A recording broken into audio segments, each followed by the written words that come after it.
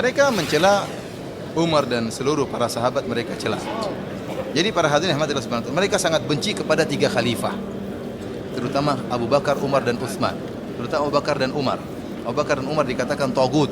Keduanya dikatakan apa? Tagut. Umar dikatakan syaitan. Umar dikatakan apa? Syaitan. Kenapa mereka harus mengkafirkan tiga khalifah ini? Saya katakan bahwasanya agamanya orang Syiah tidak mungkin berdiri kecuali para sahabat kafir. Kalau para sahabat nggak kafir, agama mereka nggak bisa berdiri. Kok bisa demikian? Saya ulangi. Orang Syiah itu agamanya nggak bisa berdiri kecuali para sahabat kafir. Kalau para sahabat nggak kafir, maka agama mereka tidak bisa berdiri. Kita orang Islam sebaliknya, agama kita nggak bisa berdiri kecuali para sahabat mulia. Kok bisa demikian? Karena agama kita dibangun di atas Al-Quran dan hadis. Sementara yang meriwayatkan Al-Quran dan hadis adalah para sahabat. Kalau para sahabat nggak beres, Al-Quran dan hadisnya juga nggak beres. Orang Syiah kebalikan, agama mereka nggak bisa berdiri kecuali para sahabat kafir. Kok bisa demikian? Karena agama mereka dibangun di atas keyakinan 12 imam. Dan imam pertama adalah Ali bin Abi Thalib menurut keyakinan mereka. Barang siapa yang meyakini ada imam yang sah sebelum Ali bin Abi Thalib, maka membuyarkan agama imam 12. Berarti imamnya bukan 12. Berarti imam pertama Abu Bakar, imam kedua siapa? Umar, imam ketiga siapa? Utsman. Ali imam yang keempat. Berarti imam berapa? Bukan 12, imam 15. Padahal mereka meyakini imam harus berapa? 12, dan pertama harus Ahlul Bait. Dan ini merupakan rukun Islam yang sangat penting di sisi mereka. Nah, kalau ada orang meyakini ada imam yang sah sebelum Ali, maka akan menghancurkan agama mereka. Karenanya Abu Bakar harus kafir, Umar harus kafir, Utsman juga harus kafir, dan seluruh orang yang percaya mereka sebagai khalifah juga harus kafir. Karena kalau sampai Abu Bakar, Umar dan Utsman tidak kafir, dan kalau sampai kekhilafahan Abu Bakar itu sah, maka buyar agama mereka. Kalau sampai kekhilafahan Umar itu sah, buyar agama mereka. Kalau sampai Utsman itu khilafahnya sah, buyar agama mereka. Paham? Jadi saya katakan agama mereka itu harus para sahabat murtad. Kenapa? Para sahabat tatkala Nabi SAW meninggal, mereka kompak ijma mengangkat Abu Bakar sebagai khalifah. Dengan demikian mereka semua mengatakan Abu Bakar sebagai khilafah yang sah, berarti semuanya murtad tatkala itu. Makanya agama mereka isinya mencaci maki para sahabat. Karena kalau para sahabat nggak kafir, agama mereka buyar. Agama mereka buyar. Maka perkataan tentang mencaci maki Umar bukan cuma Umar saja. Abu Bakar, Umar, dan Utsman, dan juga sahabat yang lainnya yang setuju dengan kekhilafahan tiga orang ini. Radhiyallahu ta'ala anhum ajma'in. Adapun Umar, mereka gambarkan dengan, mereka berikan gambaran-gambaran yang buruk. Umar mereka katakan seperti kata mereka dalam buku mereka, Umar punya penyakit di duburnya, tidak bisa sembuh kecuali bima'ir rijal. Jadi Umar itu disodomi katanya. Bayangkan Umar yang gagah perkasa jadi disodomi. Kurang ajar benar. Kurang ajar. Umar harus jagoan, setan aja takut, ini sekarang jadi bencong. Ya. Ini gimana orang-orang Syiah ini? Kacau. Kacau balau. Namun mereka bingung, ada kenyataan-kenyataan pahit yang tidak bisa mereka tolak, dan mereka juga bingung, dan mereka menyatakan kebingungan mereka. Sebagaimana Nikmatullah Al-Jazairi dalam kitabnya Al-Anwar Nu'maniyah bingung dengan suatu kasus yang terjadi. Apa yang dia bingung diantaranya? Kok Ali bin Abi Thalib menikahkan putrinya Ummu Kulsum dengan Umar, sementara Umar bencong dan setan? Bingung dia. Ini kok bisa begini? Dan tertulis dalam buku-buku mereka, dalam kitab Al-Kafi termaksud tertulis masalah ini. Umar, Ali bin Abi Thalib menikahkan putrinya dengan Umar. Maka dia pun membuat jalan keluar. Kata dia, ada beberapa jalan keluar. Di antaranya disebutkan 2 atau 3. Yang pertama, kata dia, Ali bin Abi Thalib terpaksa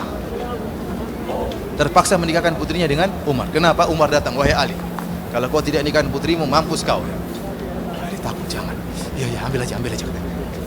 Ini kan Ali kayak penakut besar ini. Padahal kenapa Ali mesti takut sama Umar? Ali pengikutnya lebih banyak, Bani Hashim lebih banyak daripada kerabatnya Umar. Jadi Ali yang begitu hebat, yang begitu jagoan, yang rela tidur di kasurnya Nabi tatkala Nabi berhijrah, siap mati, ternyata takut sama Umar. Dan demikianlah Ali digambarkan selalu penakut, karena mereka menghadapi kenyataan pahit yang tidak bisa mereka pungkiri. Katanya Ali takut. Akhirnya, ya udah ambil aja anakku, daripada kita mampus, ambil. Ini. Yang kedua kata mereka, kata Nikmatullah Al-Jazairi, kenapa Ali menikahkan putrinya dengan Umar? Sebenarnya bukan Ummu Kulsum yang dinikahkan, tapi waktu Umar maksa ingin menikahi putrinya, Ali bin Abi Thalib segera pergi ke Najran, ketemu dengan seorang dukun dan minta jin perempuan. jinniyah yang wajahnya mirip dengan Ummu Kulthum. Maka jin itulah yang menikah dengan siapa? Umar. Ini kan menghina Ali, berarti Ali percaya sama dukun.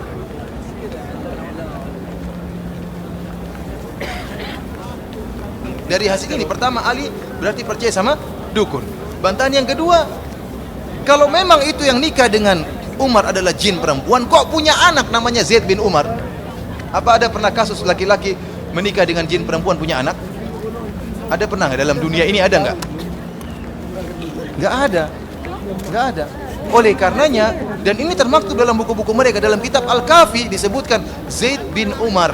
Ini ponakannya, apa namanya, cucunya Ali bin Abi Thalib dan juga cucunya Umar bin Khattab radhiyallahu taala anhu. Kemudian juga disebutkan dalam Al-Kafi karangan Al-Kulaini, Abu Muhammad bin Ya'qub Al-Kulaini, disebutkan tatkala Umar meninggal dunia, Ali pergi ke rumahnya Umar menjemput putrinya.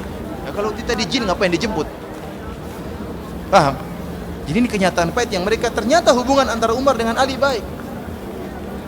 Ternyata Umar adalah menantunya siapa? Ali bin Abi Thalib.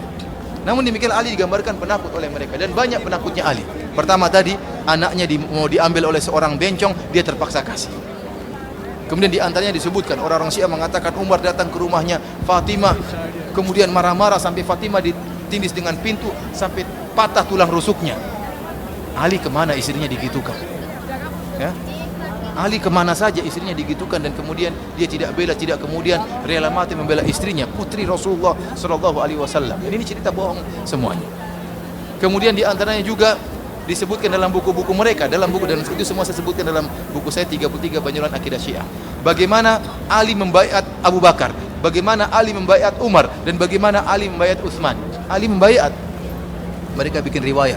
Sebenarnya Ali tidak mau, namun para sahabat bawa tangannya. Ayo Li, cepat Li. Ini aja terpaksa.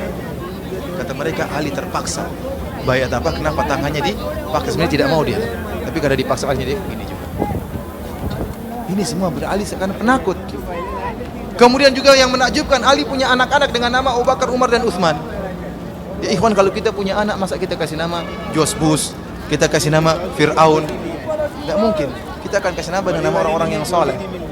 Kalau memang Abu Bakar dan Umar adalah tauhid dan syaitan, masa Ali menamakan anak-anak mereka dengan nama tersebut? Kata orang Syiah, itu siasat dari Ali, karena dia takut mana anaknya jadi korban.